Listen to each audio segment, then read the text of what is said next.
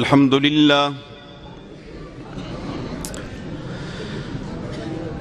لله وحده والصلاة والسلام على من لا نبي بعده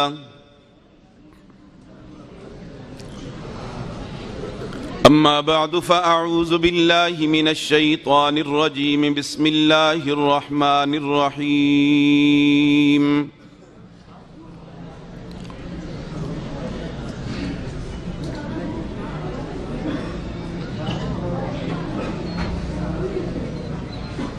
هو الذي أرسل رسوله بالهدى ودين الحق ليظهره على الدين كله وكفى بالله شهيدا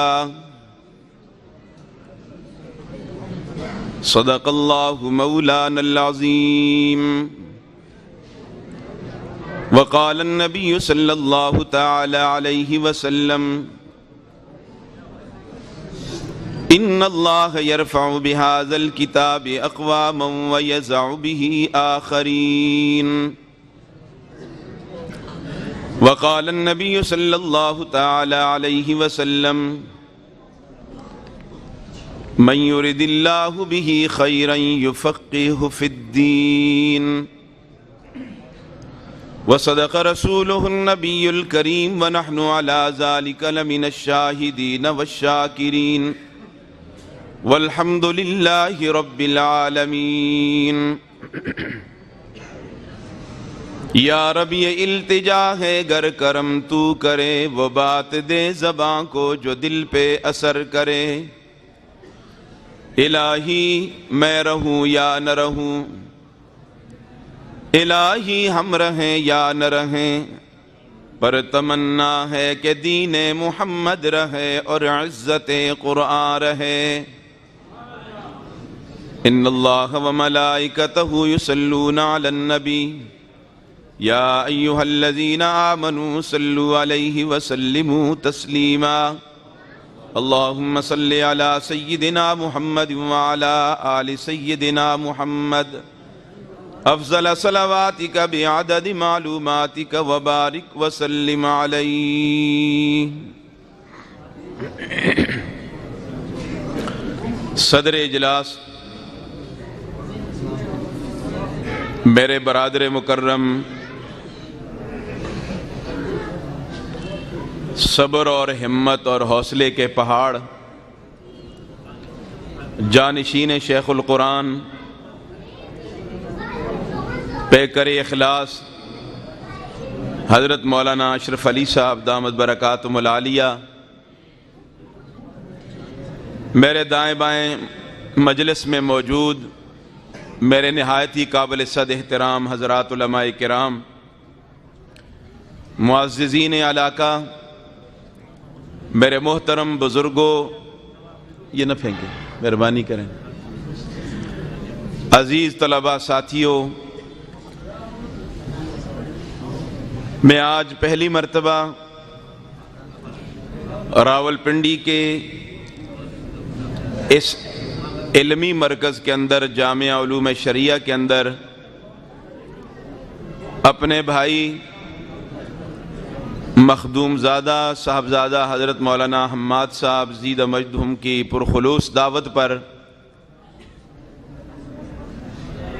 تقریب ختم بخاری میں حاضر ہو رہا ہوں۔ اللہ رب العزت میری حاضری کو، آپ سب کی حاضری کو اپنے دربار عالیہ میں قبول و منظور فرما کر ہم سب کے لیے نجات کا ذریعہ بنا دے۔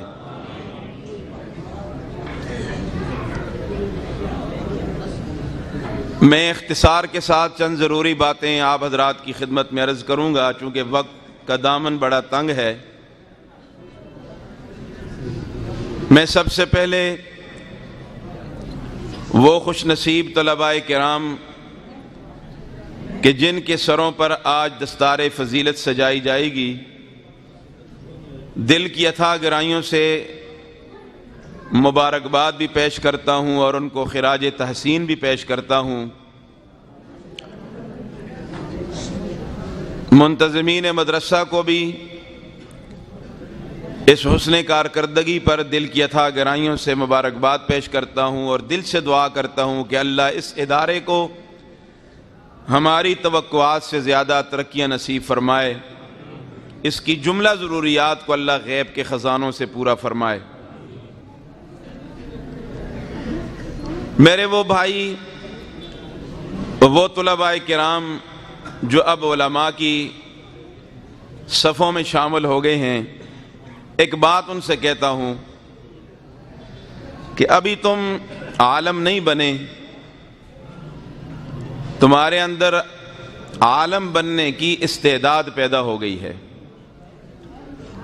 عالم اس وقت بنو گے کہ جب تم مسند تدریس پہ بیٹھو گے، اور جب تمہارا مطالعہ شروع ہو جائے گا، جب تم منبر پہ بیٹھ کے خطیب بنو گے، قوم کو واعظ و نصیحت کرو گے، مبلغ بن کر پوری دنیا میں پھیلو گے، تو وہاں سے تمہارے علم کا آغاز ہوگا۔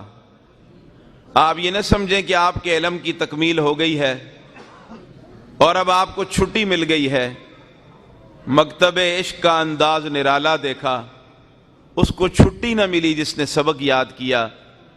یہ سمجھتے ہوں گے کہ ہم فارغ ہو گئے، لکھتے نا فارغ التحصیل طلباء، آپ فارغ نہیں ہوئے، آپ کے کاندھوں پر بہت بڑی ذمہ داری آ گئی ہے۔ ابھی سے تو آپ کے سفر کا آغاز ہو رہا ہے، ابھی آپ کو چھٹی نہیں ہوگی، ابھی آپ نے قوم کی رہنمائی کرنی ہے، قوم کے سامنے آپ نے اپنے آپ کو بطور نمونہ کے پیش کرنا ہے۔ اور یاد رکھو، ایک بات کہنا چاہتا ہوں، جب آپ اس میدان میں اتریں گے، مبلغ بن کے، خطیب بن کے قوم کو اللہ کے دین کی طرف دعوت دیں گے، تو دو سوال آپ سے قوم کرے گی۔ ایک سوال ہوگا کیوں، اور دوسرا سوال ہوگا کیسے۔ یہ میری باتیں سمجھیں، غور سے سنیں۔ میں ایک طالب علم کی حیثیت سے آپ کو یہ باتیں سنا رہا ہوں۔ میرے دائیں بائیں بڑے علماء بیٹھے ہیں، میں ان کی جوتیوں کے خاک کے برابر بھی نہیں ہوں، ایک چھوٹے سے طالب علم کی جوتیوں کے خاک کے برابر بھی نہیں ہوں۔ بہت بڑا مقام ہے، بہت بڑی عزت ہے ان طلباء کی، علوم دینیہ حاصل کرنے والے طلباء کی۔ ان کے پاؤں کے نیچے نورانی مخلوق اپنے پر بچھاتی ہے۔ میرے والد محترم اللہ ان کو سلامت رکھے، اپنی طالب علمی کے زمانے کا ایک واقعہ وہ سناتے رہتے ہیں کہ ہمارے ساتھ ہماری کلاس میں ایک شرارتی قسم کا طالب علم تھا، اور شرارت کی اس حد کو پہنچا کہ اس نے حدیث کا مذاق اڑایا۔ اس نے کہا کہ یہ جو حدیث میں آتا ہے کہ پاؤں کے نیچے نورانی مخلوق پر بچھاتی ہے، تو میں آج اپنا پاؤں مار کے دیکھتا ہوں کدھر ہے نورانی مخلوق کا پر۔ تو اس نے یوں ہی پاؤں مارا، تو والد صاحب فرماتے ہمارے دیکھتے دیکھتے اس کی ٹانگ ٹوٹ گئی۔ اس لیے اللہ کے محبوب کے فرمان کو سچا فرمان سمجھنا چاہیے۔ اللہ کی قسم اٹھا کے کہہ رہا ہوں، کائنات کا نظام تبدیل ہو سکتا ہے، زمین اوپر آسمان نیچے آ سکتے ہیں، لیکن اللہ کے محبوب کا فرمان قطعاً تبدیل نہیں ہو سکتا۔ یہ وہ زبان نبوت ہے کہ جس پر کافروں نے بھی اعتماد کیا ہے۔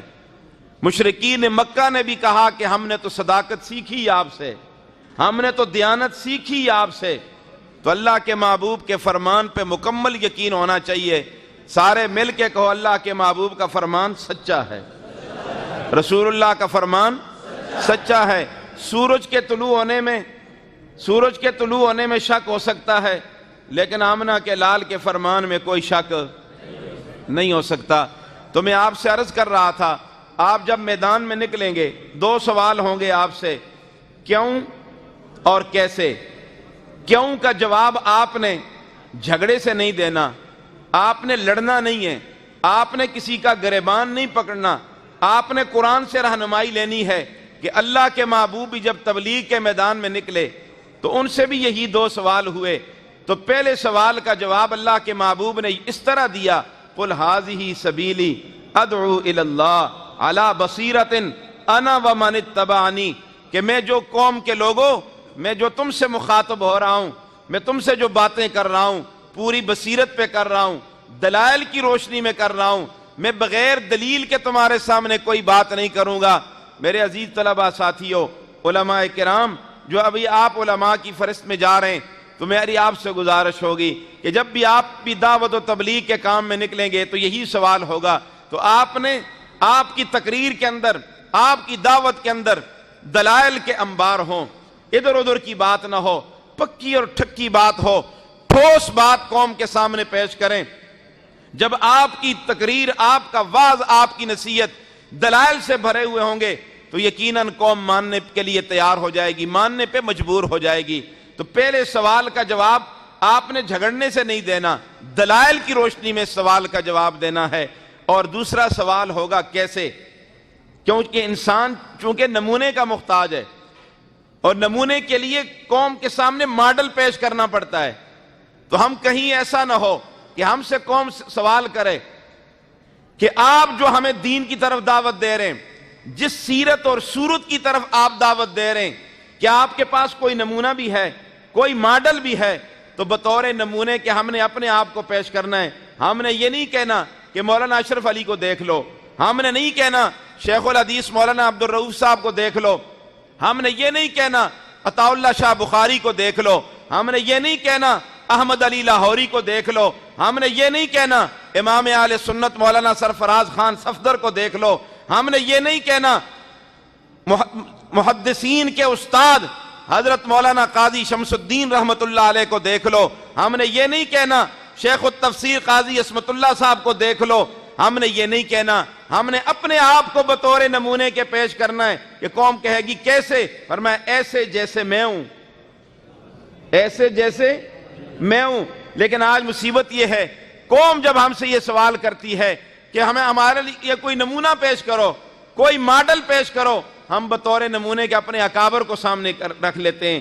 لہذا اکابر کو ضرور سامنے رکھو، لیکن سب سے پہلے قوم مجھے دیکھے گی، آپ کو دیکھے گی، تو لہذا ہمارا طور طریقہ، ہمارا لباس، ہماری وضاحت، ہمارا اٹھنا بیٹھنا، ہماری چال چلن بالکل سنت کے مطابق ہو۔ یقیناً قوم ہمیں دیکھ کر اسلام کی طرف آئے گی، دین کی طرف آئے گی۔ آج آپ دیکھ رہے ہیں ٹی وی کی سکرین پر اس طرح کے سکالر آتے ہیں، فلاسفر آتے ہیں، اسلام کا فلسفہ قوم کے سامنے پیش کرتے ہیں، جبکہ اپنا ان کا حلیہ، اپنا ان کا لباس اسلام کے خلاف ہوتا ہے۔ تو وہ قوم کو کیا دعوت دیں گے؟ دعوت دینے والے کے لیے خود بھی ضروری ہے کہ وہ بھی اسی پہ کاربند ہو۔ ہمارے اکابر کا یہی طریقہ تھا، ہمارے اسلاف کا یہی طریقہ تھا کہ قوم کو جب دعوت دی تو قوم کے سامنے اپنے آپ کو پیش کیا، بطور نمونے کے کسی اور کو نہیں پیش کیا۔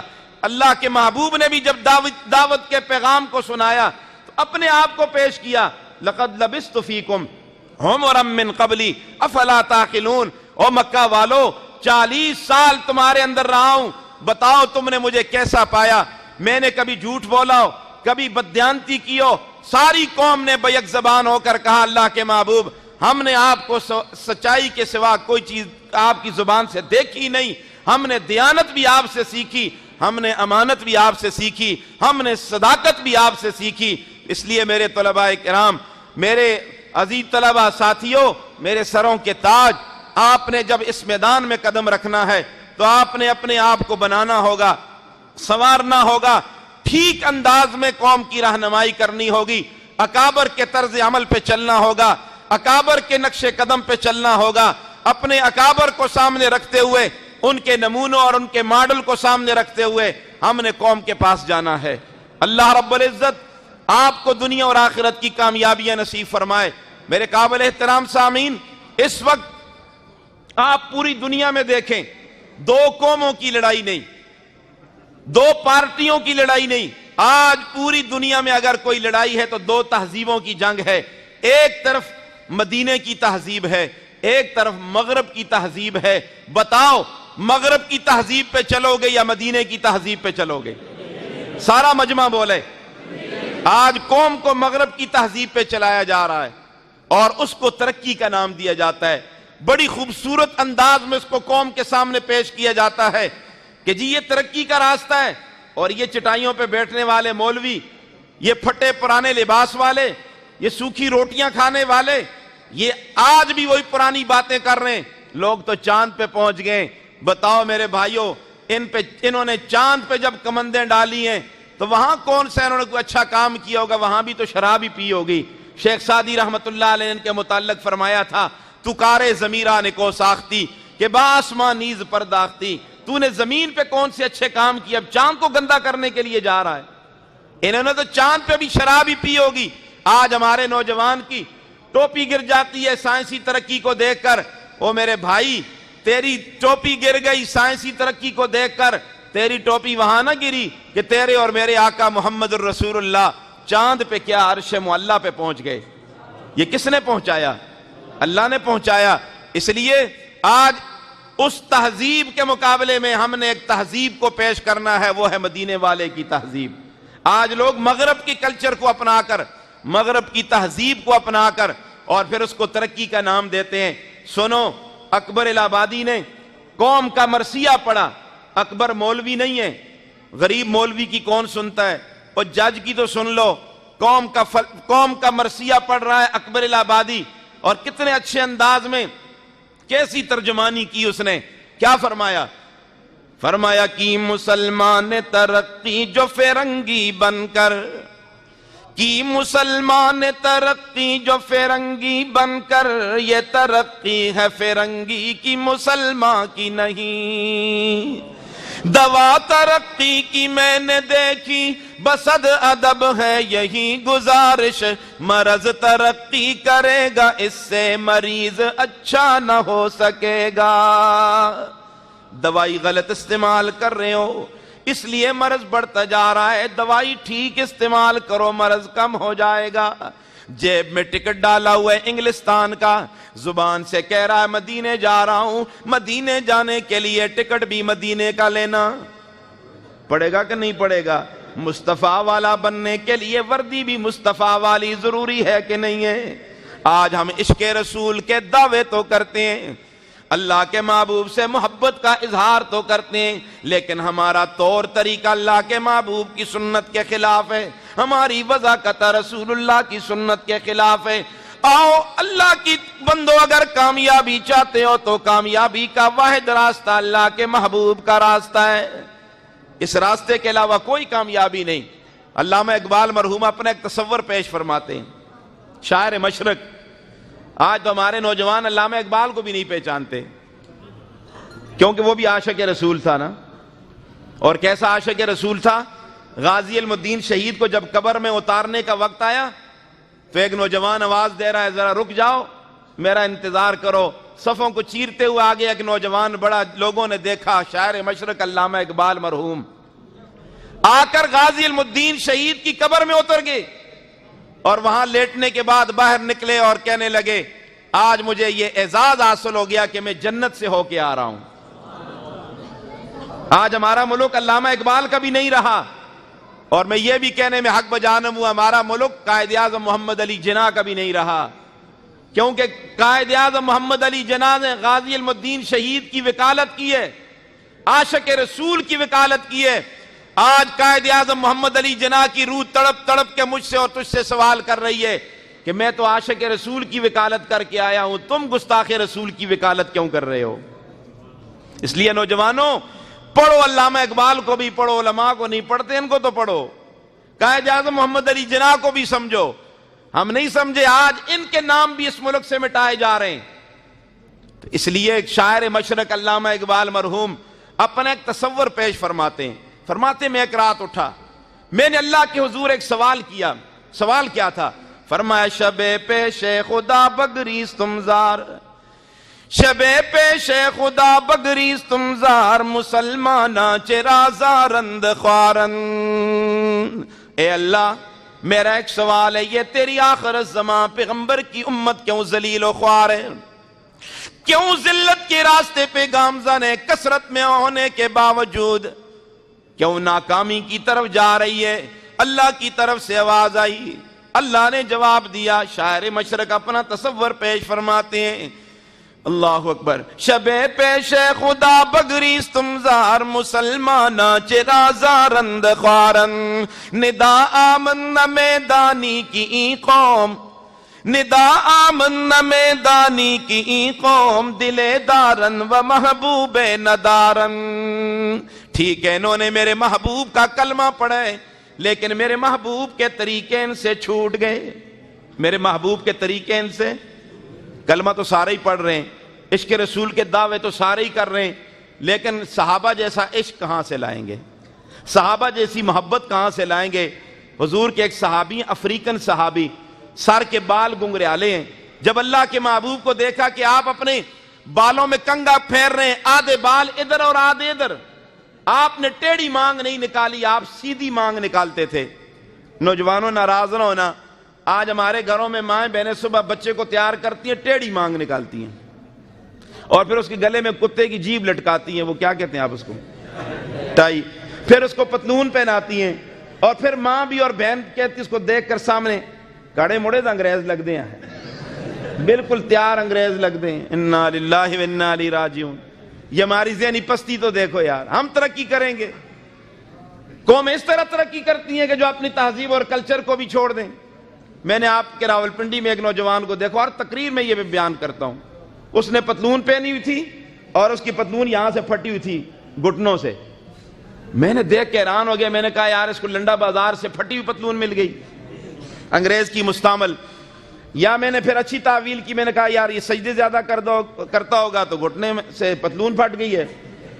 پھر مجھے ساتھیوں نے کہا جی شاہ صاحب آپ تو ابھی انگلینڈ سے تشریف لائے ہیں، آپ نے وہاں انگریزوں کو دیکھا ہوگا۔ میں نے کہا میں نے تو بالکل دیکھا ہے کہ انگریز جب پتلون پہنتے ہیں، آج ان کا نیا فیشن ہے یہاں سے ان کی پتلون پھٹی ہوئی ہوتی ہے، یہ نوجوان سمجھتے ہیں انگریزوں کی پتلون یہاں سے وہ پھٹی ہوئی پتلون پہنتے ہیں، ہمارے نوجوان ان کی نکالی کرتے ہوئے پھٹی ہوئی پتلون پہنتے ہیں انگریزوں کو خوش کرنے کے لیے۔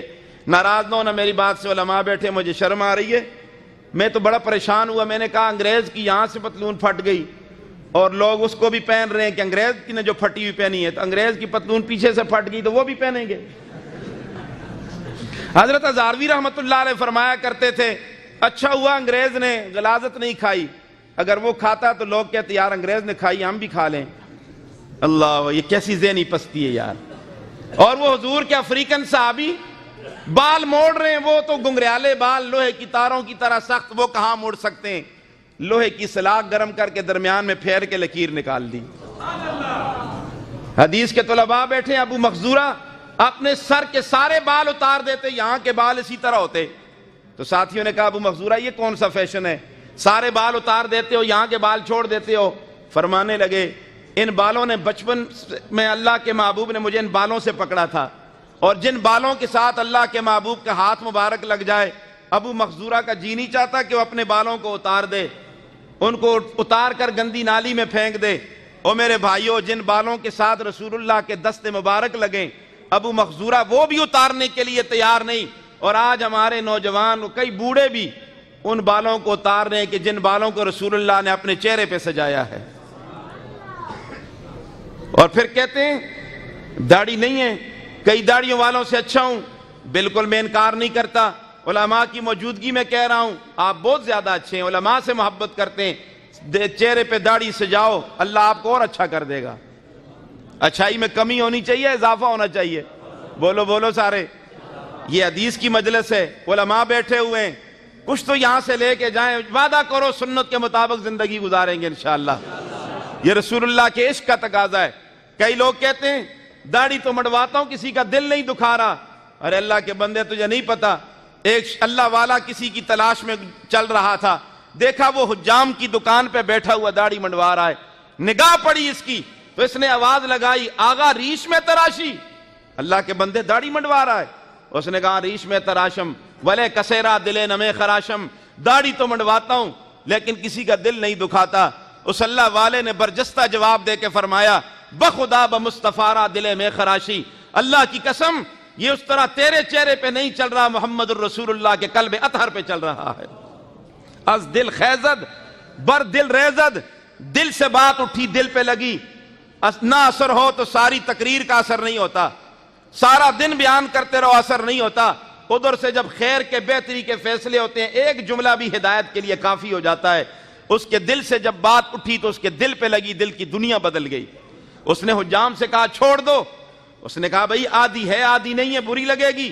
اس نے کہا نہیں بری لگے گی، کوئی پتہ نہیں زندگی وفا کرے نہ کرے، اگر دنیا سے چلا گیا کل حوض کوثر پہ اللہ کے محبوب کے پاس جاؤں گا، اللہ کے محبوب فرمائیں گے کیا لے کے آئے ہو؟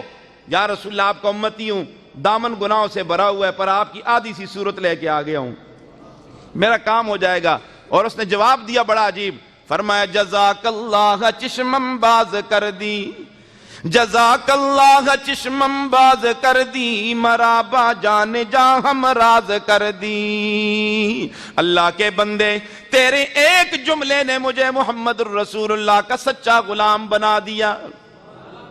آؤ سچے غلام بنو نوجوانوں۔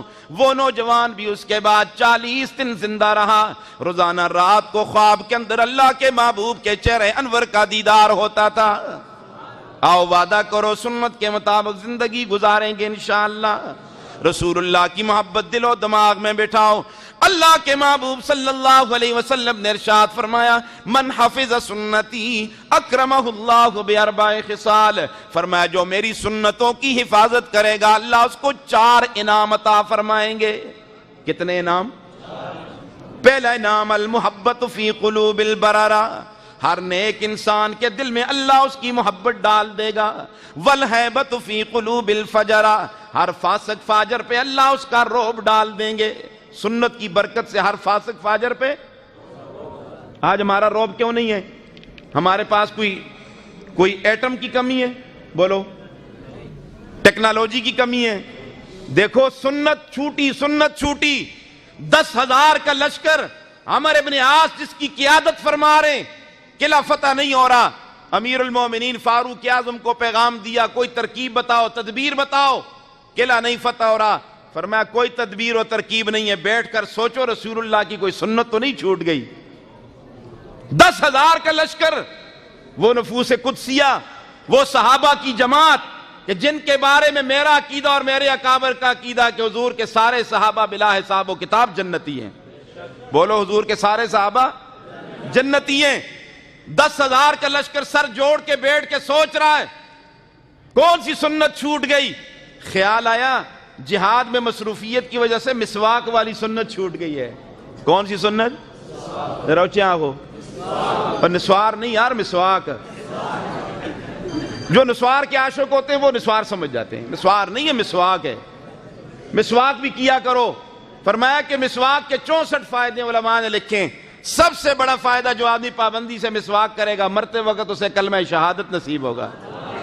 السواک مطہرۃ للفم ومرضاۃ للرب، مسواک منہ کی صفائی ہے اور رب کی رضا اور خوشنودی ہے۔ ایک مسواک والی سنت چھوٹی، لڑائی سے بھی قلعہ فتح، اور قلعے کے سامنے نہر تھی، مسواکیں لی، سنت کو زندہ کیا۔ قلعے کے اندر سے کافروں نے دیکھا کہ آج تو مسلمان دانت تیز کر رہے ہیں، آج ہماری خیر نہیں ہے، قلعے کے دروازے کھول دیے، ہتھیار پھینک دیے۔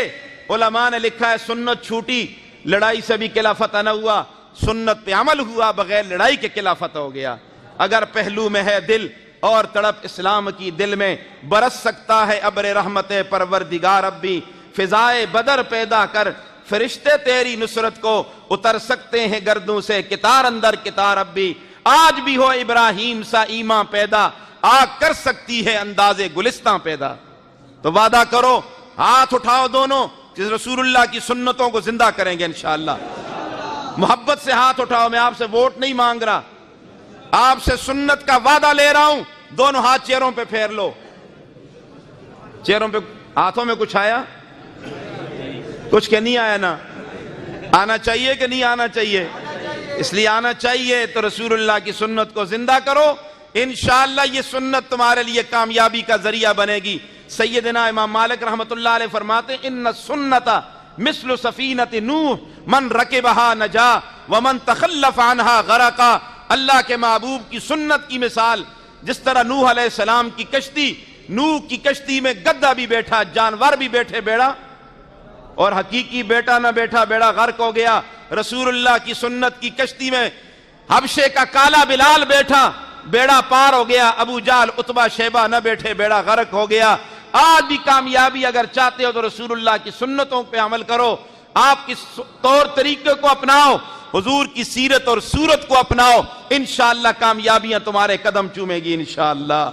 وعدہ کرو سنتوں کو زندہ کریں گے، مدارس کی حفاظت کریں گے، مساجد کو آباد کریں گے، علماء کے چہروں کا دیدار کریں گے، ان سے اپنا تعلق اور رشتہ مضبوط رکھیں گے۔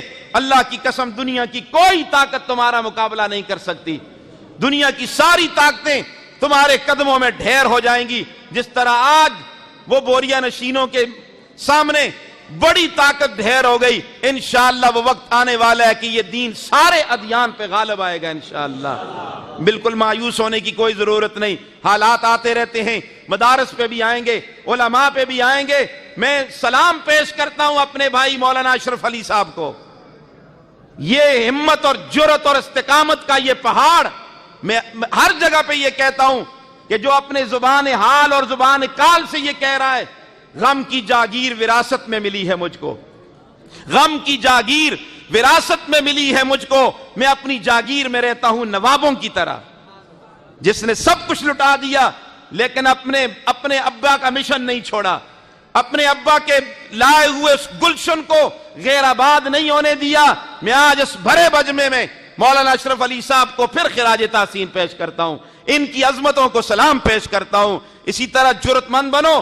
دیوبند جرأت کا نام ہے, دیوبند بہادری کا نام ہے. اس بات سے نہ ڈرا کرو کوئی ہمیں دیوبندی کہہ دے.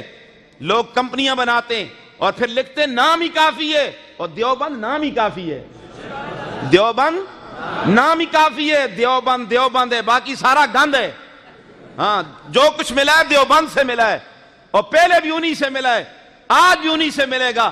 قیامت کی صبح تک اسلام زندہ رہے گا تو دیوبندیت سے زندہ رہے گا انشاءاللہ. یہ بالکل پریشان ہونے کی کوئی ضرورت. لوگ تانے بھی دیں گے, لوگ کچھ سے کچھ کہیں گے, ساری چیزیں برداشت کر کے اس میدان عمل میں نکلنا ہے. بس آخری بات آپ سے کہتا ہوں, مل کے کہو اللہ کی تعریف و ثنا کرتے رہیں گے. کہو انشاءاللہ. میرا ذوق اس طرح کا نہیں ہے میں بیٹھ کے تقریر کرتا ہوں, اور میرا خطابت میں جوش بھی نہیں ہو, میں بڑے دھیمے انداز سے بولتا رہتا ہوں. بہت سارے حضرات یہاں مجھے سننے کے لیے آئے ہیں, مجھے ملے ہیں, ان کو معلوم ہے میرا یہ طرز نہیں ہوتا. لیکن میرے دائیں بائیں علماء بیٹھے ہیں, اور پھر میں بیٹھ نہیں سکتا تھا کہ سامنے حدیث کی کتاب پڑھی تھی, پھر یہ علماء بیٹھے تھے, یہ حسین چہرے. اللہ کی قسم اٹھا کے کہہ رہا ہوں, اس وقت قرہ یار پہ ان سے بہتر کوئی بھی نہیں ہے. جو اٹھتے صبح حدیث پڑھتے ہیں, جو صبح اٹھتے ہی قرآن کی تعلیم حاصل کرتے ہیں. آج کا نوجوان 10 بجے اٹھتا ہے, نماز بھی نہیں پڑھتا. ہمارے مدرسے کا چھوٹا معصوم بچہ صبح اٹھ کر تہجد کی نماز پڑھتا ہے. جس کی نگاہ پڑتی ہے تو قرآن پہ پڑتی ہے, جس کی نگاہ پڑتی ہے تو کس پہ پڑتی ہے؟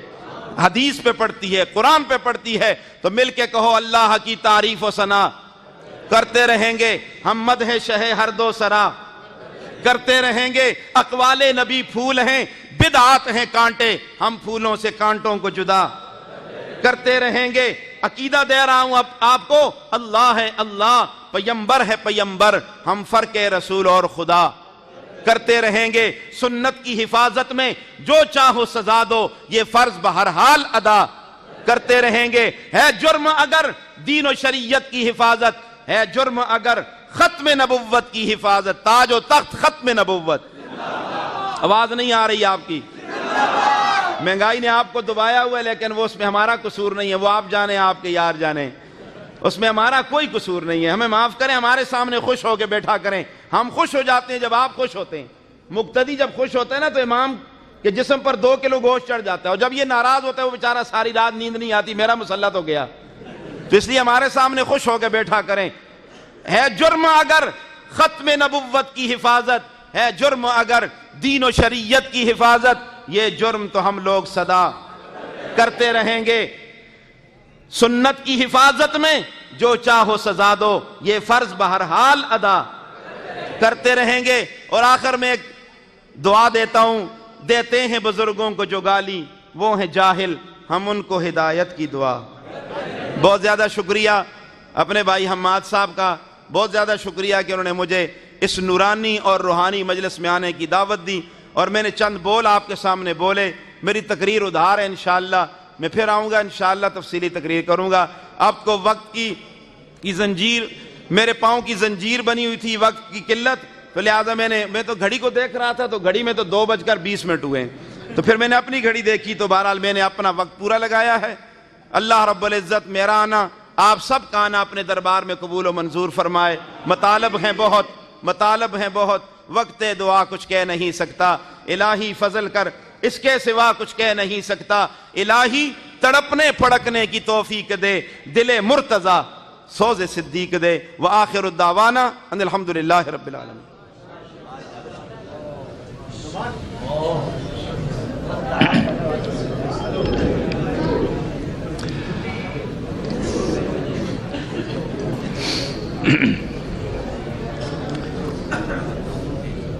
یہ تھے استاد العلماء، استاد الحدیث